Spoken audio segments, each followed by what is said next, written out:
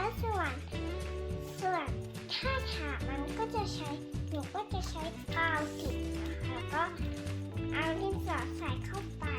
นะคะที่หนูบอกเมื่อกี้หนูก็ทำออกมาเป็นเรือแบบนี้นะคะแล้วหนูก็จะเอาลงไปโรยดูว่ามันจะตึงหรือมันจะลอยนะคะเราต้องใส่ดินสอทั้ง2แท่งทีละ2แท่งนะคะของเราก็คือให้ไม่เกิน15 เซนนะคะเรามาวัดกันอันนี้10 เซนนะคะแล้วก็อันนี้ก็10 เซนกันนะคะแล้วก็จะลองมาลองดูกันอันนี้ก็15 เซนเหมือนกันนะคะถ้าเราวัดแล้วเราร้อยน้ำกันแล้วนะคะนี่นะคะที่เราเนื้อสัตว์ที่หนูเตรียมไว้นะคะเราจะนับทีละ2 4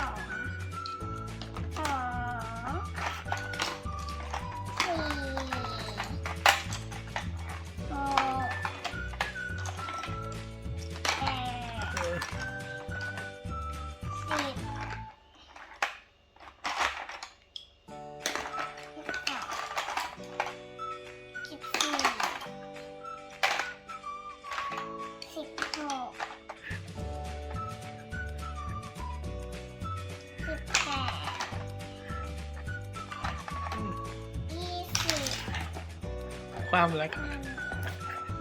หรือ10 แท่งนะมันไม่สมดุลมันก็เลยเอียงที่มันจมนะคะหนูก็เลยปรับเป็นแนวนอนนะคะเรามาลองดูกันว่ามันจะมากกว่า20 แท่งหรือเปล่านับที่2เหมือนเดิม